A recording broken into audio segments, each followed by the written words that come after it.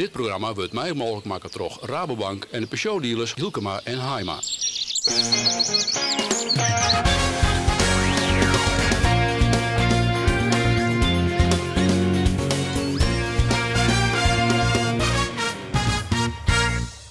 En welkom bij de livestream van de vierde wedstrijd van het SKS Koetsjesiel. Joert biedt er hinnen op de Snitsermar.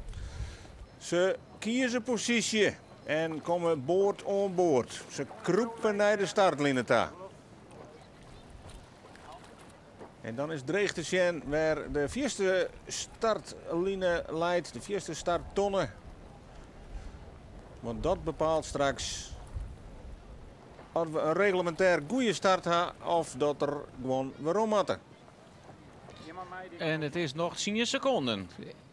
Het lijkt erop dat ze redelijk voorzichtig starten, Joert. En dat we steeds kennen dat dit wel goed komt. En daar weer het schot al. En inderdaad, een hele voorzichtige start ken ik deze. Ze binden nog net ontdaan zelfs. En we vernemen niet van een valse start. Allereerst, daar zullen we niks van. Dus we beginnen ervan uit dat het een correcte start is. En waar pakt nou de hoogste positie en de meeste snelheid? We zien hier het Lemsterskoetje, wat mooi uit de startje lijkt te komen. Drachten minder, die looit er alweer wat onder. De Huzum is wat onder. Maar de Langwadders, komen hier heeg bij.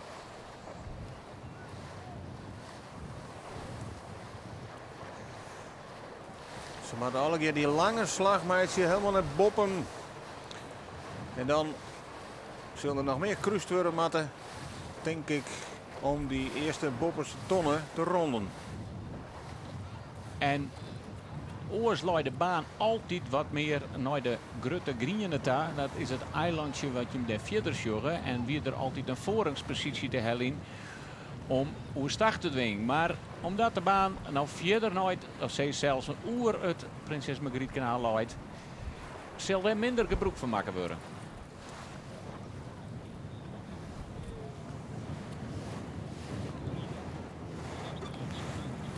Wils de scootjes onder in beeld.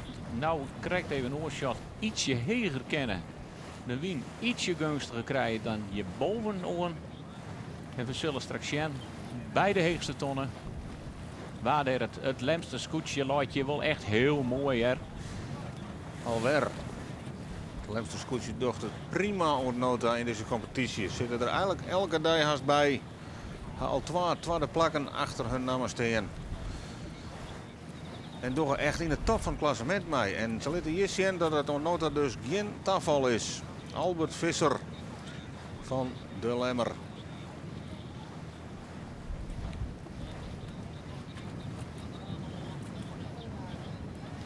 Helemaal rechts. Het scootje van Ljouwert.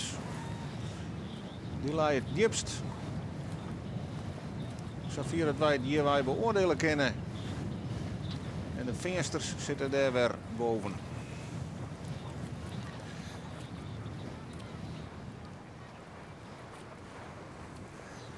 En misschien kunnen we nog even waarom zien hoe het nou krijgt gier bij die start op uw 3D animatie.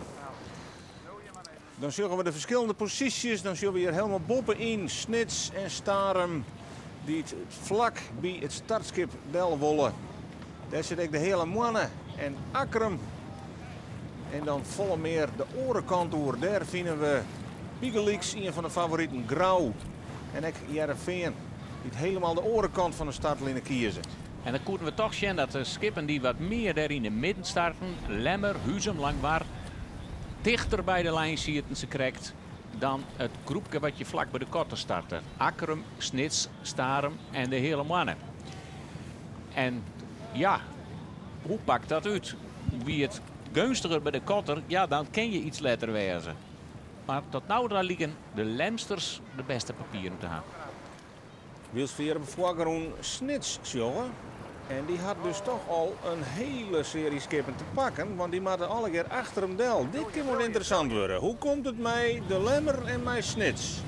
De Lemmer kent er net voor del en maar dus echt al achter de snekerpan del. En dan had die Douwe Visser van Snits je toch wel een aardig slagje te pakken, zal ik het. Ja, en dan komen we net helemaal uit. Dan is het toch.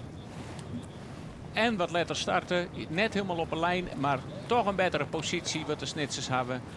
En die komen dan heeg uit. En kent voor het hele veld, zoals het nou lijkt, del. Want ik de grauwsters cruisen hier achter de Sneker Pandel. En hier schuiven de tonnen. En had Akkerem hem op bezield. Zoals het nou lijkt, kennen hem aan. En dan is binnen toch die verrekte Akkermers weer die hier weer brutaal op kop gaan. Ja, Pieter Meter. Natuurlijk een heerlijk gevoel van Juster. En hij had dat gevoel voorlopig mijn naam naar terhinnen. Ik hier vrij voor als eerste om de bovenste tonnen. De loert wordt kleerlijn.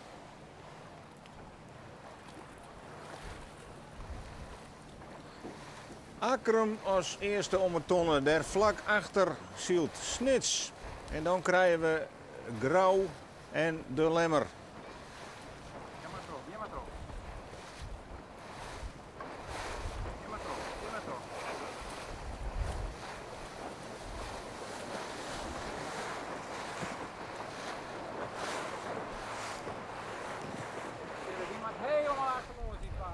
Grauw, Jenne Wout is daar voorbij Grauwstutsen. Dus het is Gerard Pietersma die hier toch weer in die voorlijn heen mengt. Ja, die had hier echt goede herinneringen aan terhinnen, want vliegen hier. Wie hij hier de grootste winnaar op terhinnen, Gerard Pietersma. En hij liet hier voorlopig zien dat dat geen tafelstreffer weer. En hier duwt het neem ik wat af. Wat zijn die er oerhinnen rent. En daar had Drachten last van, daar had Grauw last van. En zit de Zuidwesthoek daarachter? Er zit de Zuidwesthoek achter. Maar hoe komt het met Grauw? Had Grauw genoeg? Die valt stil. Ja, die valt stil. Maar ik zie de boei net. Is er wat er... Of je ze nou al om de boei heen? Ja, ze draaien om de boei heen. Hij wie even... Nee. De Grauwsters. Die gaat weer om. Kan ze hem net onrennen? Nee. Of gaan ze wat onregelmatig dienen? Grauw had hier de tonnen in alle gevallen net ronden en dat jou doen dat er wat onderhaan is. Als er misgokt had, moet er helemaal draaien en wij weer om. En Drachten docht hetzelfde. Zo'n die dan allebei te gauw oestaggang wezen en hun verzield had. Ja, we waarschijnlijk is in het betiet stadium al zien dat ze de tonnen net helikoerden. Zij moesten, ze krijgt net zo goed zien, draaiden zij voor een scootje.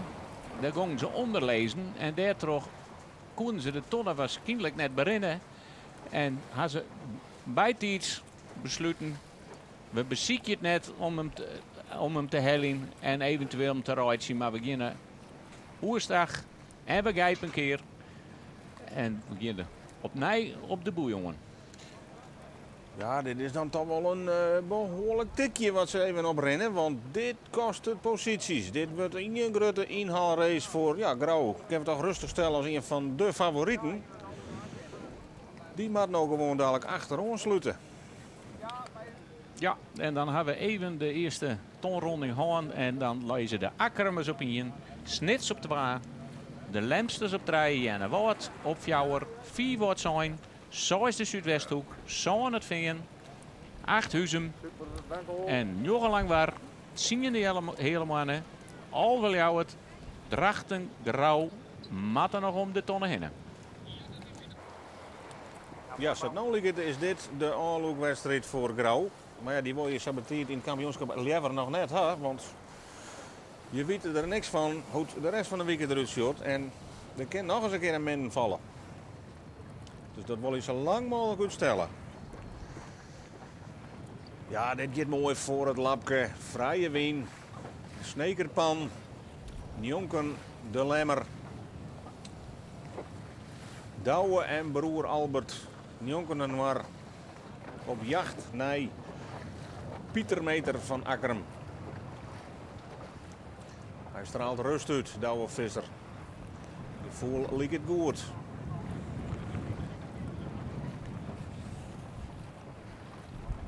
Ja, het zit er keurig bij. De wien in de vak, dat is bij de Lemmer op dit stuit even wat minder. Maar de gong zit er wel in. En daar is het scootje van Akkerum alweer als eerste en nu bij de onderste tonnen. Pieter Meter scoort een kennen aan. Er moet weer een win opzield worden en die had nou toch al een mooie marge opgebouwd ten opzichte van de Snekerpan. Die leidt ik weer keurig voor op de Lemmer. En het lijkt erop dat we hier toch al een beetje een volgorde in het veld krijgen. Onderling respectabele afstand. Er zitten oerlijk gatjes tussen. Ze kunnen alle keer vrij van elkaar om die tonnen heen. En dan is het vooral straks in de kruisrakken de mogelijkheid om je concurrentie de ziekje in te helpen. Dat had alle keer met keuzes te maken. Jennewoord. Mooi in die top. Ken ik nog alle kanten nu. Gerhard Pietersma. Had alles in het zicht.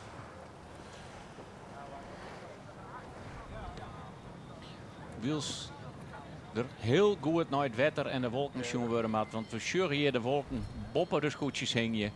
En daar kan zomaar een windskifting van een 23 graden in zitten.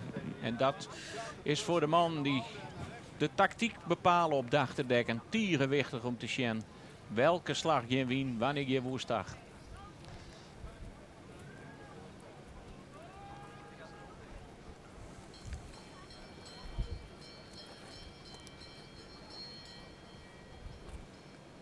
Ja, het ligt op dit stuit wel een beetje admiraalsjong.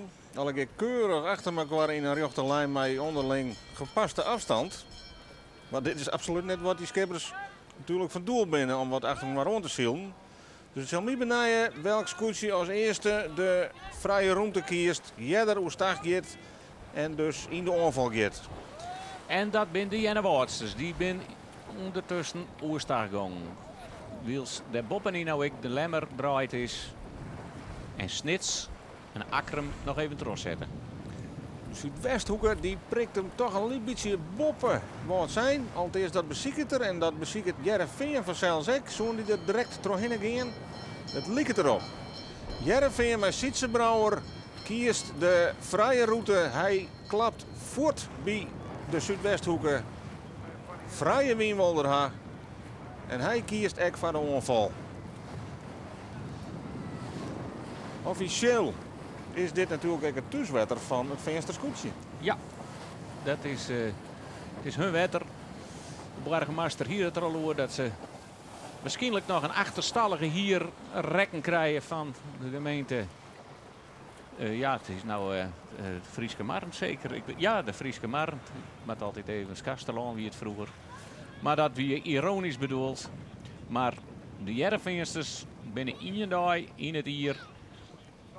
Ja, baas over het wetter van ter Henne. Wils zeker er in de organisatie al wat verloren is, want hier wordt de eerste bopperste tonnen die wordt verlijnd. Dat betekent dat de route onpost wordt. We zullen even in de gaten houden wat er precies verloren. Dat is boei nummer 1. Dat is de boei waar ze correct omheen west binnen, of tenminste de eerste Inewiense rak. En dat betekent dat die wien inderdaad al aan het verloren is, qua richting in elk geval. En we zullen de scooters op de achtergrond, maar die hoeven nog net nooit deze boei te hassen. Laat je eerst nog een boei, die komt nou haast in beeld. En wacht je nog even. Dat ben mooi aanvaan. Daar is de bopperste boei. Dat is de eerstvolgende boei. Jereveen. Die matten achter de Waartzindersdel. Maar ze zijn hem aardig bijkropen hier, want de Waartzinders werden al een stukje voor. Ze winnen al 2 plakjes voor hun om de tonnen heen. En nu zitten ze al deun op de kont. Zo kunnen we zien dat het toch nog wel degelijk aardig winst heeft. Ja. En dat komt uit die buiwaaier. Dat zal de hele middag het geval wezen. Zuidwesthoeker nou achter de venstersdel. Dus de Zuidwesthoeker had ontnota een plekje verspillen. Ja. Het waaiert uit. En dit is de tonnen waar alle scooters nou op tamaten.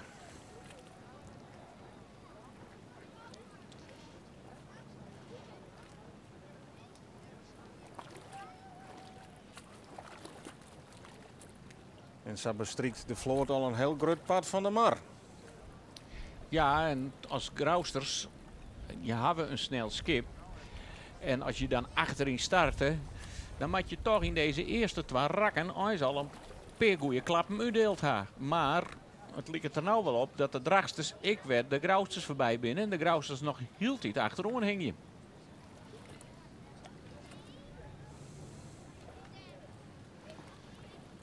Helemaal vooron. Akkerum, die is nou bij de onderste tonnen. Die kruist aanst weer omheeg.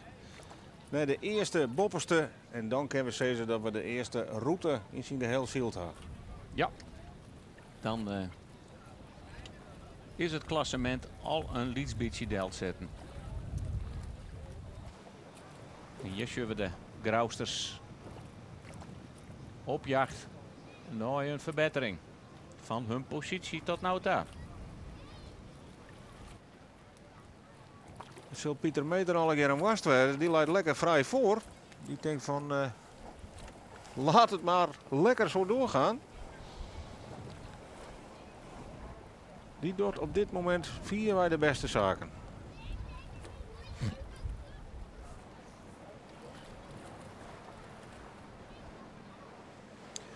Iemand in de giek aan. Dat betekent ik al dat er wie een aanname is en dat die giek uittreuen worden moet om hem in die stand te houden. Nou, mocht ik er al uit. Mocht het hudder waaien, dan is die man dan net nedig. En hij neemt gelijk zijn positie als speler weer in het volgende rak.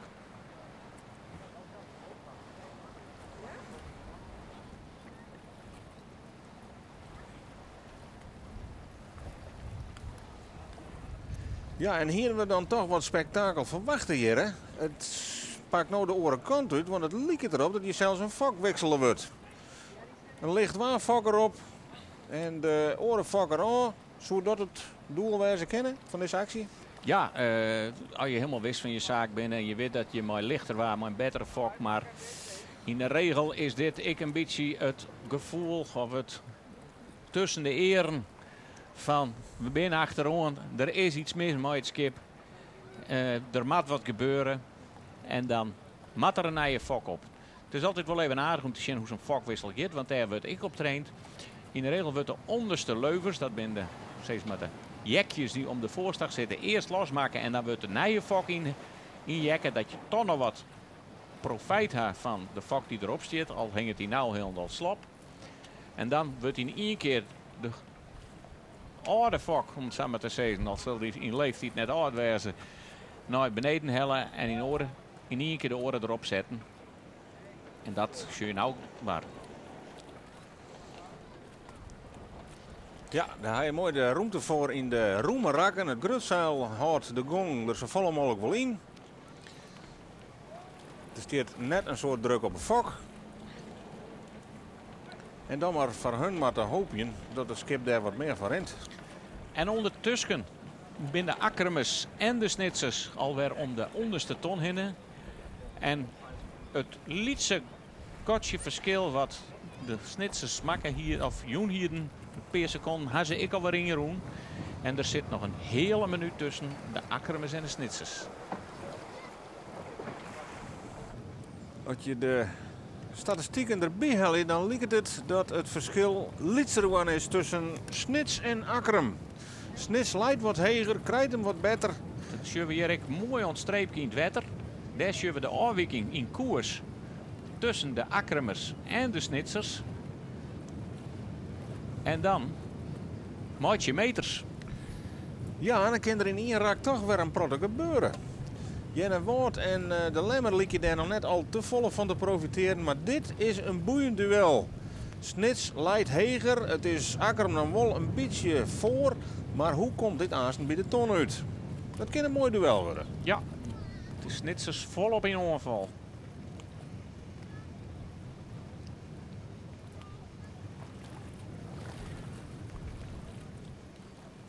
Want ja, als je een heel iets beetje scherper zielen kent als Noor, dan is dat over een paar 100 meter is dat een heel eind, hè? Maar nou zeggen we inderdaad, maar nou zeggen we dat ik de Snitsers dat het mooie vlaagje op is en toch weer een beetje naar onder de stuur maken.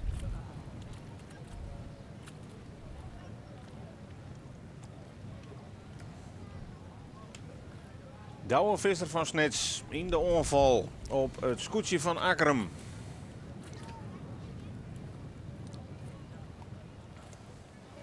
Kunnen nou toch wat meer vlak zien, dan had er toch wat meer wind op dit stuit. En het lijkt dat er ook wat meer snelheid had. Akkerum kniet wat omheen. Ja, dit dueltje is nog net uit dit. Nee, dit is prachtig om te zien. Ik het verschil in het ophein van de vlaagjes. Nou zit de Akkerum is daar ook in. En kan ik profiteren van die wat hegere koers. Maar rennen de Snitsers zouden hinnen. Dat lijkt erop. Ze hebben, denk ik, toch meer gong. En kroepen boppen dat scootje van Akkerum. En Pieter Meter kan daar eigenlijk niets in inbrengen. Nee, en nou is het even de vraag, want van deze stand is dat wat moeilijker te zien. Kan Akkerum nou draaien? Had hij genoeg ruimte om start te gaan? Nee, hier zien we dat wel. De Akkerumers binnen opsluiten terug de Snitsers. De Snitsers rennen er gewoon brutaal bij. Maar heeft meer gang oer de Akkerumers heen. Ja, Akkerum zit in de tangen bij Douwe Visser. En dan moet Douwe Visser nou de boeien zielen kennen, want oors hier er nooit hoe staag gang. En Akkerum gaat voort mij. er ligt erachteraan de Akkerumers, maar kunnen we toch zeggen dat de Snitsers de Akkerumers de loef aanstutsen hebben. Ja. Knap stukje werk van Douwe Visser van Snits die hem nou weer omheen stuurt. En deze beiden die vechten een prachtig duel uit.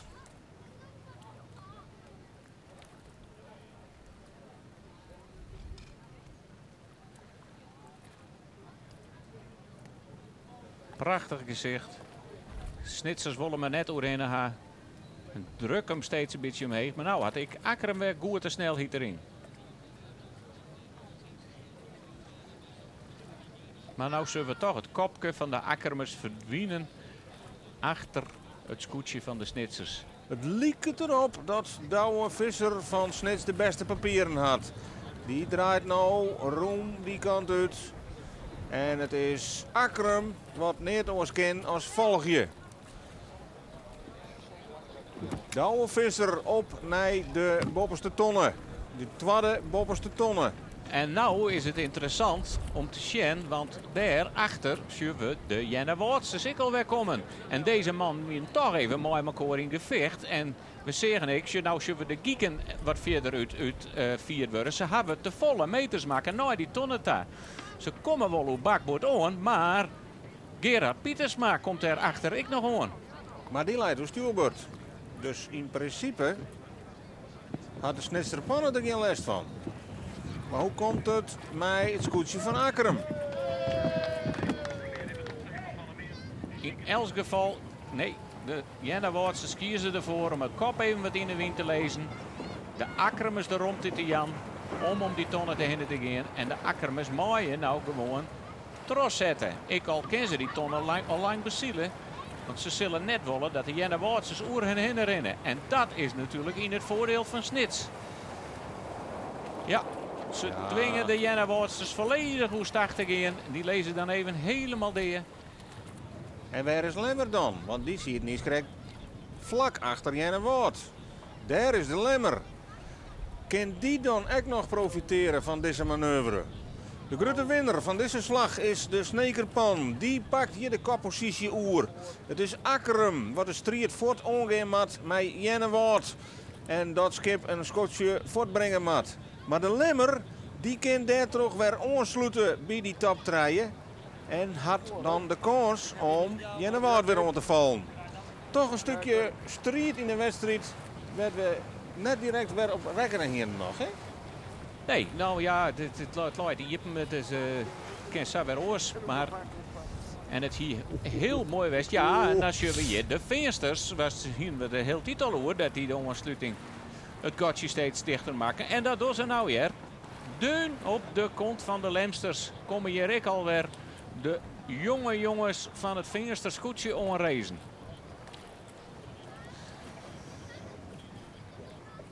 En dan is het toch de Nestor van de vloot, Douwe Visser, die er even sjenleed van. Wat wil je meer op mijn snitser maar.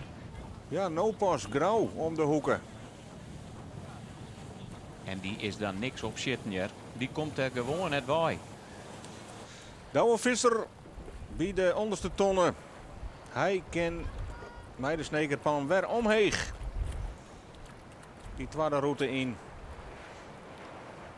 Skoten weer onlutsen. De hals wordt onlutsen. De onderlik wat strakker zetten. Het is even een trimmoment voor het hele grutzaal.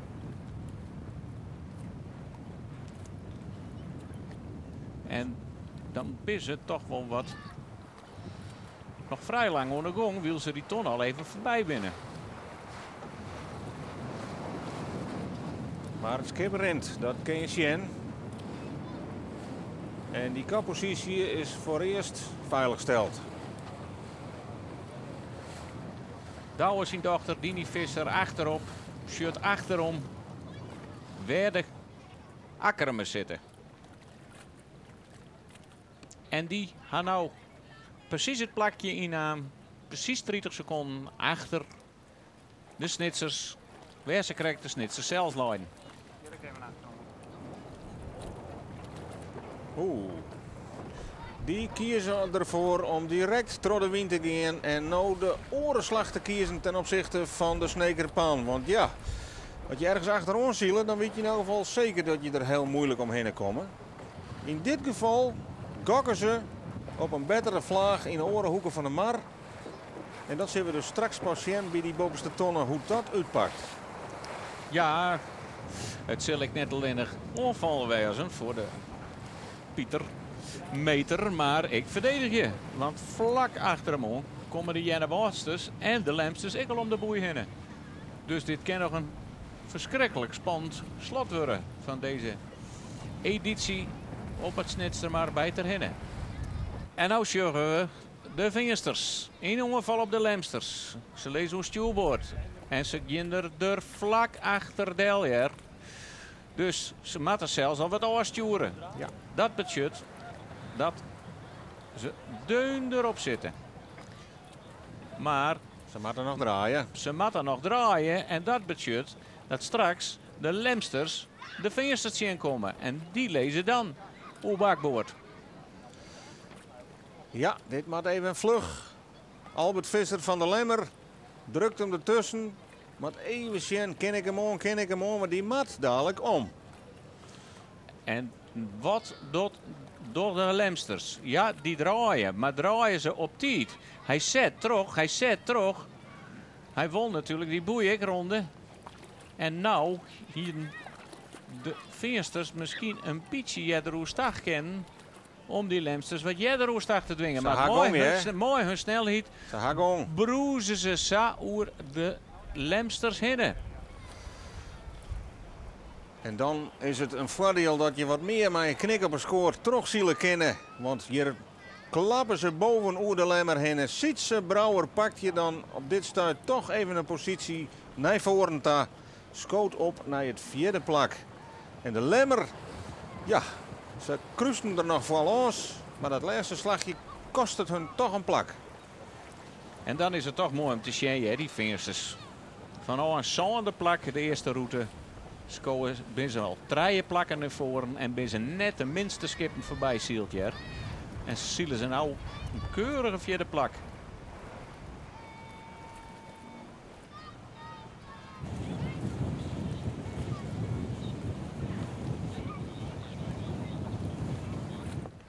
Heerenveen. Lijkt je er toch krijgt nog justjes beter als de Lemmer. Is er dus voorbleem.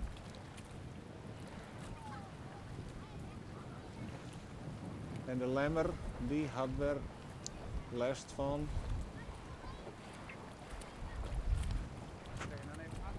Dat matte dan de vensters wezen. Dus je het zelf tekenen net. Vensters lezen voor Lemmer. Dat is wat zijn. Dan binnen wat zijn. Man, ik al drok in je ongeval. Ja. Heerenveen, de Lemmer. En daar is wat zijn.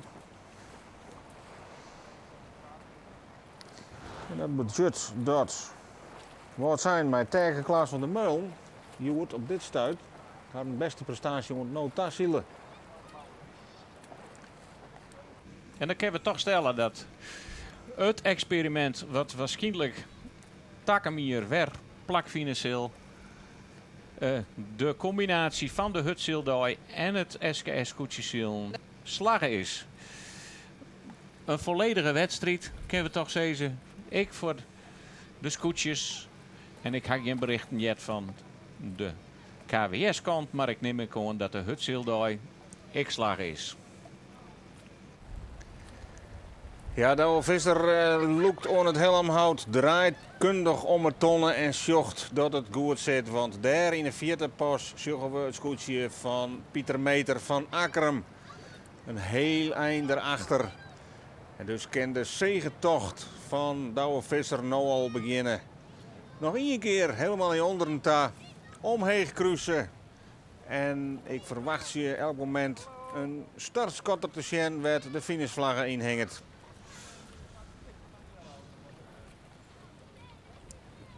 Pieter Meter had de strijd in dat opzicht op Jaanmatten. Hij had beliers Jaan, hij had minder gong. En zocht dat het verschil met de nummer 1 groeit. Maar dat hij ten opzichte van de nummer 3 en 4 nog een ruime marge had. En de tweede plak zal hem uiteindelijk waarschijnlijk ook goed smijtje. Na die overwinning van Juster, hier een tweede plak. Ja, dan doe ik hem gewoon goed mee. Douwe Visser. In hemsmouwen, zoals gebroekelijk. Litje was in spierbal, letterlijk en figuurlijk zien. Mimar, ik doe hier wat ik wil. En het slaagt.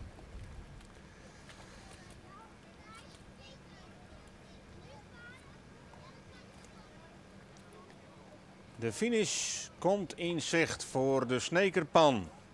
Daar leidt de tonnen links in beeld. Achter het skip zeggen we startkotter. Het is nog een meter of 100. De gong erin. En heel relaxed gaan de snitsers op weg naar hun eerste overwinning van dit seizoen. De vierde wedstrijd in Ter Hinne. Ja, Compliment in de voor pocket. Ludielt. Dochter laat het al. En Loert er maar uit. Ja. we gaan even een bakbord om.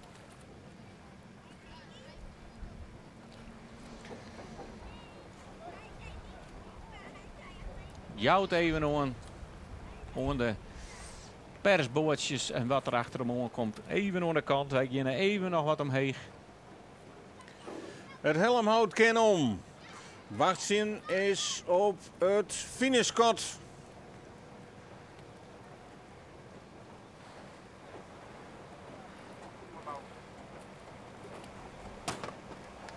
En daar is het finishkot voor Douwe Visser in de Snekerpan.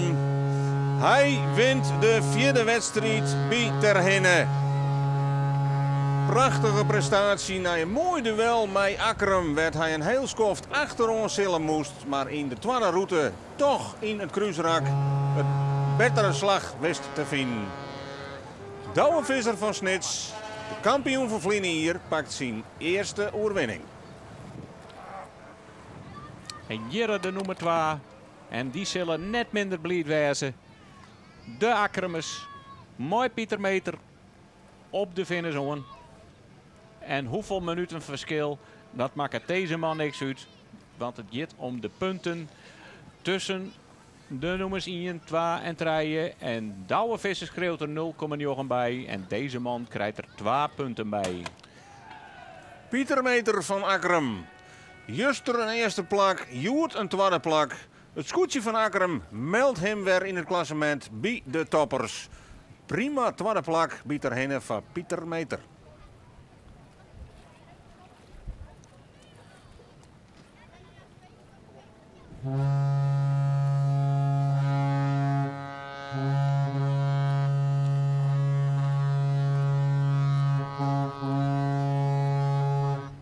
Ja, soort fans om het wedstrijdwetter heen. Alle toeters. Die zorgen dat Gerard Pietersma bij Jennewoord de derde positie inneemt hier op ter henne. De winnaar van Vliene hier op ter henne. Nou dus een derde plak. En hij zal daar wies mee wezen van zijn klassement. Douwe Visser hier net zo'n fantastische start, maar hij redt het al weer op. Ja, nee, het begint echt heel veel leuke wedstrijd, maar het voelde al gekregen verkeerd. Nou, een keer dat we 12 en dat is nog, geloof ik nog steeds onduidelijk. Dat Wolf net terug is, dat weten we nog niet. En in Grauw hier een hele mooie start, maar dat mislukt al wat. We kregen de petit blijkbaar. Dus ja, en dan hier we ik best wel bij de eerste trein komen kennen, maar ja, het zit even niet mee. En Joert toevallig alles wol. Dat is het verschil. Ja, juist ik net, hè? Nee, juist ik niet. Nee, dat begon maar dat weer een taxatiefout van Michel bij de start direct. Ik hier Jenne Woord onderschatten om eerlijk te wezen. Nou, dat word je voor de afstraft. Die man moet je niet onderschatten. Nee, en ja, je sloeg die slag in het cruiserek in de derde route. Vertel eens, hoe ging dat? Hè? Ja, de sloeg die slag, hè, want er lijst heel tijd achter Akkerum.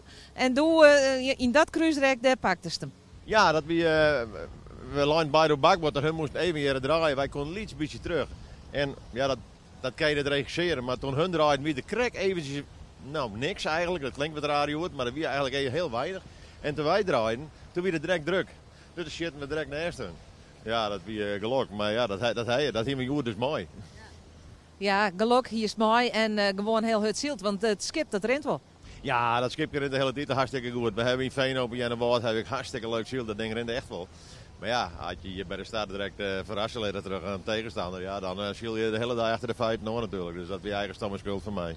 Zoals krijgt, hier is een geheim wapenjood aan boord. Ja, ik de koningin mooi, hè, mijn vrouw. Dus die blijft altijd een zetbaar. Ik zei, Vanke, dat was nou mooi, want we zijn ten einde raad. Nou, dat weer zijn, kleer is. En dadelijk winnen. Ja, natuurlijk. Ja, dat wel natuurlijk. Hey, lokwenske met deze mooie overwinning. Het weer een prachtige zielerij. Graag gedaan. Wie heel leuk. Ja. Ja, de VN Sietse Brouwer die het fantastisch zielt.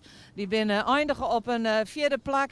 En er is hier ik Grutte Blitzkip, de vlaggen mooi nog net in top zitten. Maar wat heel mooi zielt, joh. Ja, klopt. Helemaal fantastisch. We hebben echt een mooie wedstrijd zield. En tactisch goed.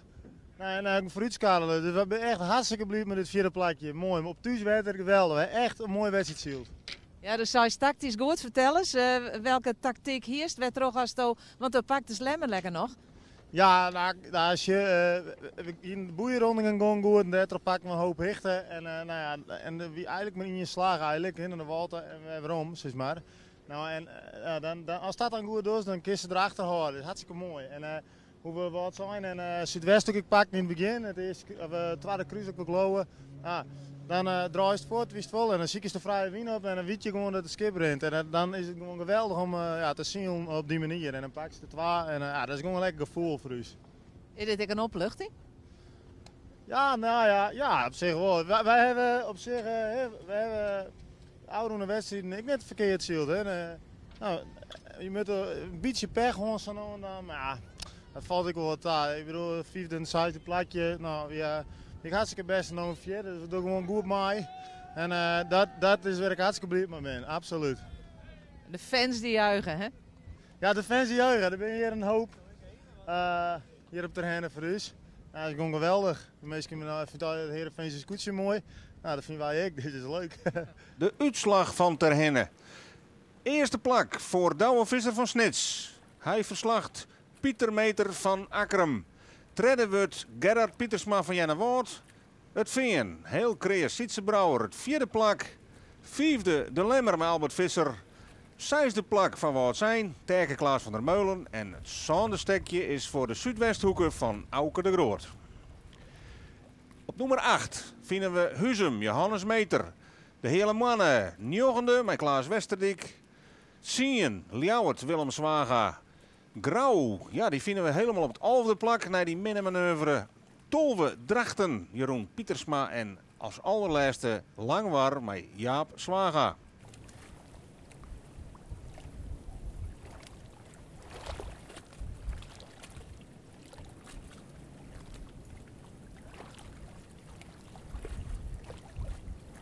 Dit programma waard mij mogelijk maken door Rabobank en de Peugeot dealers Hielkema en Haima.